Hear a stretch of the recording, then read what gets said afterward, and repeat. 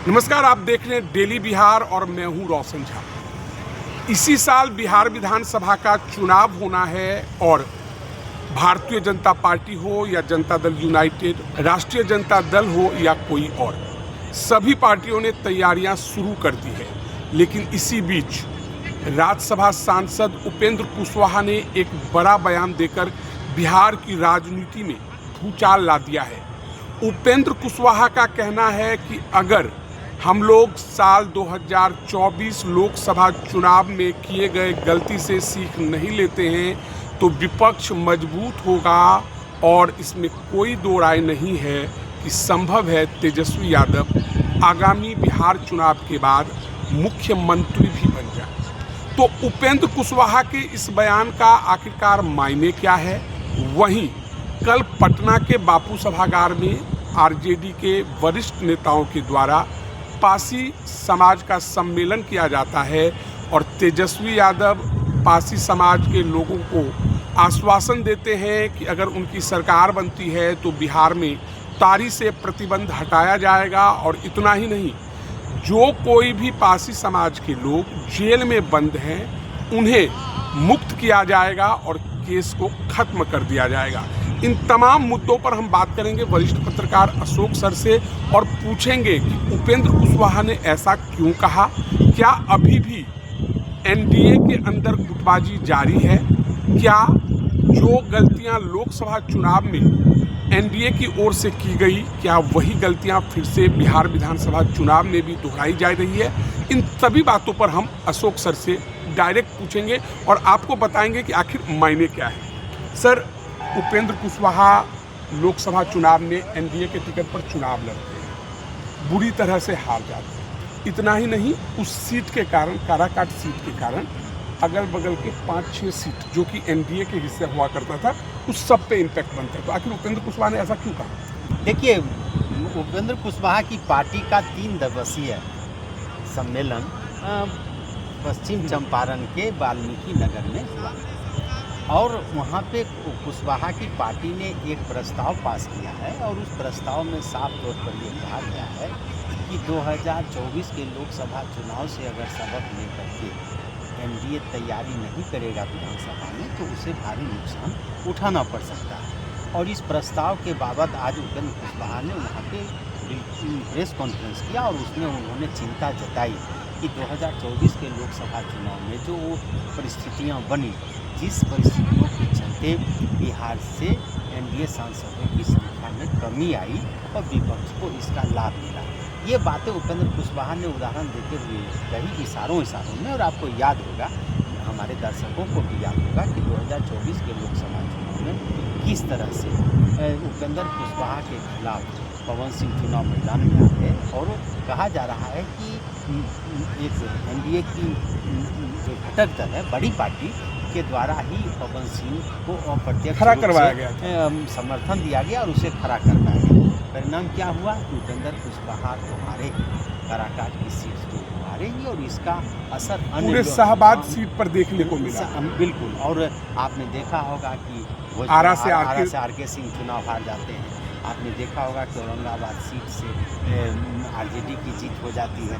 तो कहने का अर्थ यह है कि उपेंद्र कुशवाहा ने यह चिल्लाया और इसके पीछे का कारण है। आप उपेंद्र कुशवाहा की बातों को समझने के लिए हम थोड़ा सा और पीछे चलेंगे और 2020 के बिहार विधानसभा चुनाव के परिणाम को अगर आप देखें तो उसमें क्या हुआ था कि एनडीए घटक दल में रहते हुए भी चिराग पासवान ने बगावत कर दी थी और उन्होंने अलग चुनाव लड़ने का फैसला किया था। परिणाम है कि 134 सीटों पर उन्होंने अपनी उम्मीदवारी दी थी और उन्होंने नीतीश का विरोध किया था। परिणाम सामने है कि नीतीश की पार्टी तीसरे नंबर पर पहुंची। हालांकि चिराग पासवान को सफलता नहीं मिली और मात्र एक उसके उम्मीदवार चुनाव जीते और बाद में वो भी पार्टी बदल करके दामन थाम लिया। लेकिन नुकसान तो एनडीए को हो गया जबरदस्त। और परिणाम क्या हुआ कि तेजस्वी को 75 सीटें मिली। तो कहने का अर्थ है कि विधानसभा चुनाव से सबक लेकर के एनडीए ने लोकसभा चुनाव में भी काम नहीं किया और यही वजह है कि फिर जैसे भी हो, अगर उपेंद्र कुशवाहा के साथ नाइंसाफ़ी नहीं हुई होती अभी बिहार में तस्वीर दूसरी हुई होती। उपेंद्र कुशवाहा ने कहा कि चूंकि समूचे देश से लोकसभा चुनाव प्रत्याशी जीतते हैं, तो ऐसी परिस्थिति में जो प्रधानमंत्री ने दावा किया था कि 400 के पार उन्होंने जो ऐलान किया था उसकी पूर्ति नहीं हो पाई, और उसके पीछे बिहार में कारण ये रहा कि एनडीए के घटक दलों में गलतफहमियाँ पैदा हुई। उपेंद्र कुशवाहा अभी भी गठबंधन को बचाने के मूड में है और इसीलिए उन्होंने खुल करके नहीं बोला, लेकिन इतना ज़रूर कहा कि इसके लिए एनडीए के घटक दल ही जिम्मेदार हैं और कहीं न कहीं इसका खामियाजा लोकसभा चुनाव में भुगतना पड़ा। अगर लोकसभा चुनाव में एनडीए के घटक दल आपस में मिल करके बेहतर तरीके से करते, पूरे शाहबाद इलाके में जो एनडीए का सुपड़ा साफ हुआ वो नहीं होता और अभी एनडीए सांसदों की संख्या ज़्यादा होती। उपेंद्र कुशवाहा ने साफ तौर पर कहा कि इसके लिए अभी से ही तैयारी करनी पड़ेगी और इसके पीछे कारण क्या है। उन्होंने कहा कि विधानसभा चुनाव में चूँकि उसका दायरा जो होता है वो छोटा होता है, तो ऐसी परिस्थिति में अगर घटक दलों में इस तरह की बातें होती हैं तो इसका नुकसान कहीं न कहीं एनडीए गठबंधन को होगा और इसका लाभ विपक्ष को मिलेगा। आपने जो कहा कि उन्होंने कहा कि तेजस्वी मुख्यमंत्री बन जाएंगे, उपेंद्र कुशवाहा ने साफ तौर पर तेजस्वी यादव का नाम नहीं लिया, लेकिन घाटा होगा ये कहा। और आपने देखा होगा कि आज ही खबरें आई हैं कि जीतन राम मांझी ने अमित शाह से जाकर के मुलाकात की है और सीट शेयरिंग पर उन्होंने कहा कि बात हुई है। तो कहने का अर्थ यह है कि उपेंद्र कुशवाहा को इस बात की चिंता है, उनकी पार्टी को इस बात की चिंता है कि अगर 2020 और 2024 की पुनरावृत्ति हुई तो कहीं न कहीं उनको तो घाटा होगा ही,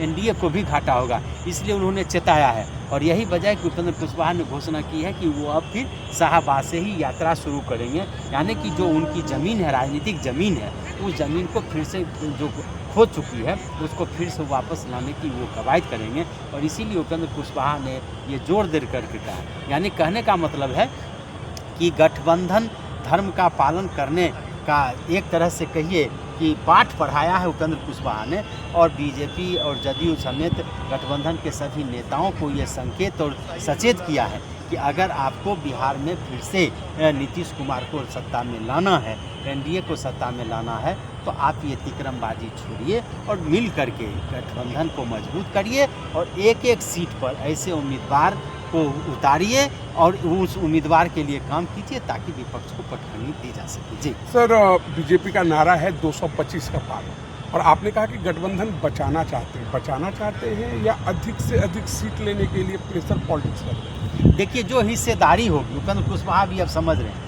एक भी लोकसभा सीट वो जीत नहीं पाए। अगर एक लोकसभा सीट वो जीतते तो कम से कम 5 से 6 विधानसभा में उनकी दावेदारी होती, तो वो जानते हैं। और उपेंद्र कुशवाहा की अब ये मजबूरी भी है कि एनडीए छोड़ के जा नहीं सकते हैं, क्योंकि बीजेपी ने उनको राज्यसभा का सदस्य बनाया है, तो ऐसे और तेजस्वी के साथ वो अब जा नहीं सकते हैं, तो परिस्थिति अब बदली हुई है। लेकिन उपेंद्र कुशवाहा को भी है कि अपनी राजनीतिक ज़मीन तो हमको मजबूत करनी है। यही वजह है कि आज भी जब पत्रकारों ने उनसे सवाल किया कि तेजस्वी यादव का दावा है कि हम मुख्यमंत्री बनेंगे, आपको क्या लगता है कि तेजस्वी में वो काबिलियत है कि वो मुख्यमंत्री बने, तो उन्होंने कहा कि पात्रता की अगर बात कीजिए तो तेजस्वी यादव मुख्यमंत्री बनने लायक नहीं है। हाँ, जनाधार है उनका, उन्होंने कहा कि कुछ वोट है जो उनके पास है, लेकिन जो मुख्यमंत्री बनने की जो पात्रता है वो तेजस्वी नहीं रखते। तो कहने का मतलब है कि अब उन्होंने तो उपेंद्र कुशवाहा ने तो साफ तौर पर ये संकेत दे दिया कि तेजस्वी डिजर्व नहीं कर रहे हैं, क्योंकि गठबंधन में उन्होंने उदाहरण दे करके भी कहा, यही वजह है कि जो गठबंधन है, विपक्षी गठबंधन, उस गठबंधन में भी मतैक नहीं है, तेजस्वी को मुख्यमंत्री पद का उम्मीदवार घोषित नहीं किया। तो कहने का मतलब यह है कि जो आने वाली आशंका है, चूँकि उपेंद्र कुशवाहा को लगता है कि एनडीए घटक में और ख़ास करके बीजेपी में ही कुछ ऐसे नेता हैं जो नहीं चाहते हैं कि उपेंद्र कुशवाहा राजनीतिक रूप से मजबूत हों, क्योंकि उनकी फिर हैसियत घट जाएगी। तो ऐसी परिस्थिति में उपेंद्र कुशवाहा ने इसको भांप लिया है और उनको लगता है कि आने वाले चुनाव में हो सकता है कि भीतर घात का ही उन्हें फिर सामना करना पड़े, इसलिए उन्होंने पूरे गठबंधन को सचेत किया है और फिर अपनी खोई हुई जो राजनीतिक ज़मीन है उसको वापस पाने के लिए उन्होंने शाहबाद से ऐलान किया है कि वो वहाँ से यात्रा की शुरुआत करेंगे। तो चुनावी मोड में उपेंद्र कुशवाहा भी आ गए हैं और इस 3 दिवसीय सम्मेलन के तहत उन्होंने अपने कार्यकर्ताओं में जो उत्साह है वो भी भरा है और ये जानने की कोशिश की है कि उनकी राजनीतिक हैसियत क्या है और वो आगे क्या रणनीति बनाएंगे। और उसका एक नमूना देखने को मिला है कि एक बात जो उन्होंने सचेत किया, आपको याद होगा कि कुछ दिन पहले ही चिराग पासवान ने घोषणा की कि बिहार मुझे बुला रहा है। उपेंद्र कुशवाहा समझ रहे हैं कि अगर चिराग फिर आते हैं और फिर 2020 की नौटंकी शुरू हो जाती है तो ऐसी परिस्थिति में उसका घाटा सीधे सीधे एनडीए को भुगतना पड़ेगा। इसलिए उपेंद्र कुशवाहा ने संकेत और संदेश दोनों दिया है।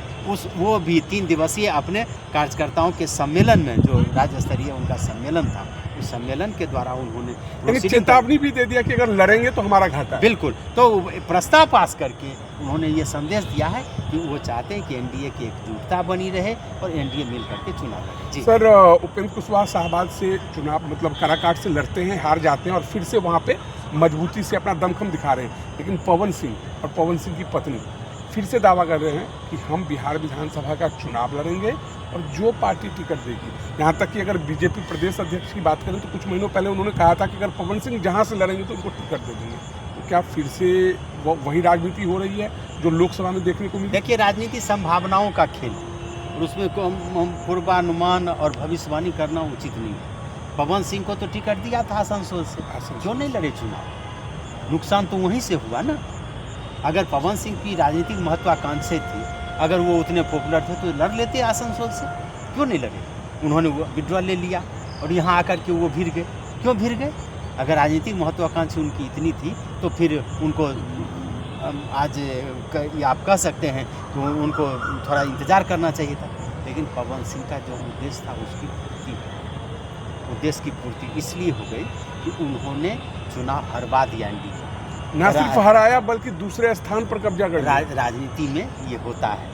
राजनीति में काशीराम कहा करते थे कि पहली दफ़ा जो लोग चुनाव लड़ते हैं वो जमानत जब्त कराने की, दूसरी दफ़ा चुनाव लड़ते हैं दूसरे को हराने की, और तीसरी दफ़ा चुनाव लड़ते हैं जीतने के लिए। तो है पवन सिंह की जो आप बात कर रहे हैं कि बीजेपी ने ये भरोसा दिलाया, तो कहीं न कहीं पवन सिंह को हराने की हैसियत थी। आज जान लीजिए कि पवन सिंह के चलते ही कम से कम 4 सीटें तो गई।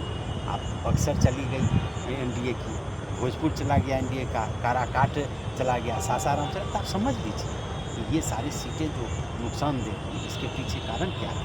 इसके पीछे कारण यही हुआ कि पवन सिंह अगर उम्मीदवार नहीं होते तो ये स्थिति नहीं होती। हाँ, अब विधानसभा चुनाव में क्योंकि उपेंद्र कुशवाहा को तो चुनाव लड़ना नहीं, इसलिए वो तो हार रहे हैं और जीते नहीं। लेकिन उनकी पार्टी का वजूद बचे, एनडीए को अधिक से अधिक सीटें मिलें, सत्ता में उनकी भागीदारी हो, उनकी हिस्सेदारी हो, इसलिए उपेंद्र कुशवाहा ने अभी से ही प्लेटफॉर्म तैयार कर लिया है और अब अपने गठबंधन के नेताओं को एक तरह से चेतावनी दी है कि अगर अभी नहीं सुधरे तो आने वाला दिन कठिन है। सर, तेजस्वी यादव पर लौटते हैं। बिहार विधानसभा का चुनाव होना है।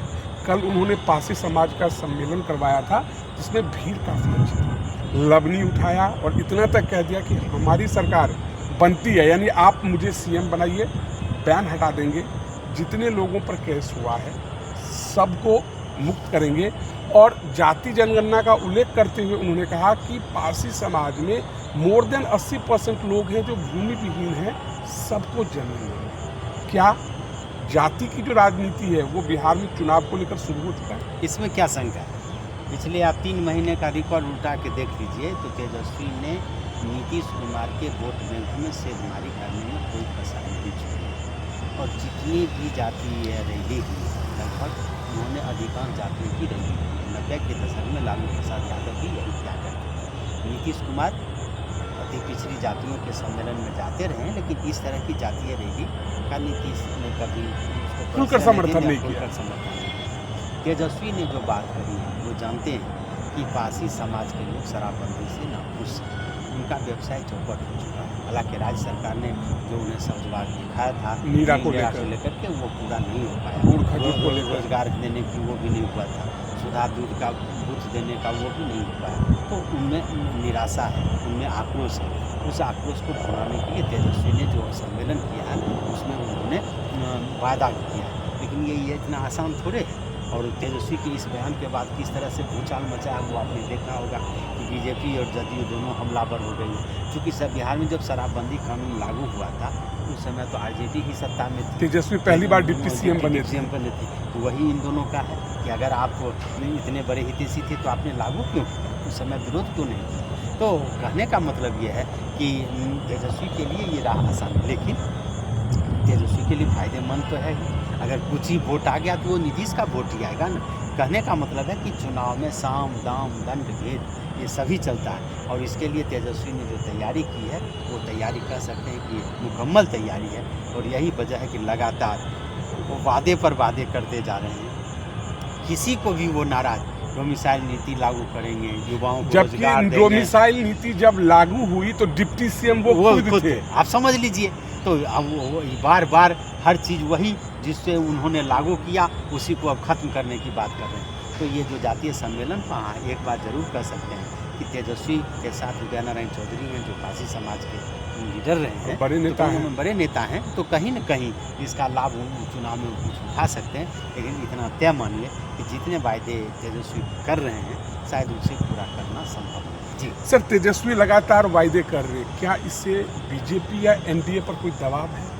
स्वाभाविक है, दबाव तो है। विपक्ष की जो राजनीति होती है उस राजनीति के तहत तेजस्वी तो अपना काम कर रहे हैं, दबाव तो स्वाभाविक है, सत्ता पक्ष को है ही। लेकिन आपने देखा कि माई बहन योजना की घोषणा की तेजस्वी ने, तो क्या नीतीश घर बरा कर की घोषणा करते नहीं, बजट में तो हमने देखा कुछ नहीं। इसलिए आप ये समझिए कि एनडीए के साथ जो वोटों का समीकरण है, जो जातीय समीकरण है, जो दलों का गठबंधन है, उसके तहत ये कह सकते हैं कि वो मजबूत स्थिति में अपने को मान रही है। कल क्या होगा किसे पता, लेकिन इतना वो मान रही है। और यही वजह है कि नीतीश कुमार 20 वर्षों से मुख्यमंत्री हैं और हड़बड़ी में कुछ ऐसा फैसला नहीं कर रहे। हालांकि अब तो खबरें भी चलने लगी है कि अब 85,000 जो अस्थायी कर्मचारी हैं उनको अस्थायी करने की बात। आज की सबसे बड़ी खबर है कि चुनाव से पहले जो भी संविदा पर है उनकी सरकारी नौकरी हो जाएगी। हकीकत क्या है वो तो बात की बात है, लेकिन चुनाव की शिगुफा तो है। लेकिन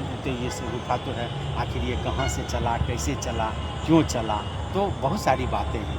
कहने का मतलब है कि चुनावी वर्ष है, इसलिए सभी राजनीतिक दल अपनी अपनी पैतरेबाजी में व्यस्त हैं और कहीं न कहीं अपने मतदाताओं को रिझाने के लिए, अपने वोट बैंक में से नुमारी न हो, इसके लिए वो प्रयासरत हैं। और तेजस्वी भी ऐसा कर रहे हैं, कोई आश्चर्य की बात नहीं। जी, तो चुनावी साल है, इसीलिए बयानबाजी हो रही है, लोग आगे बढ़कर दावे कर रहे हैं। तो बहरहाल इस वीडियो में इतना ही। अगर आप हमारा ये वीडियो यूट्यूब पर देख रहे हैं तो सब्सक्राइब कर लें, फेसबुक पर देख रहे हैं तो हमारे पेज को लाइक कर दें। धन्यवाद।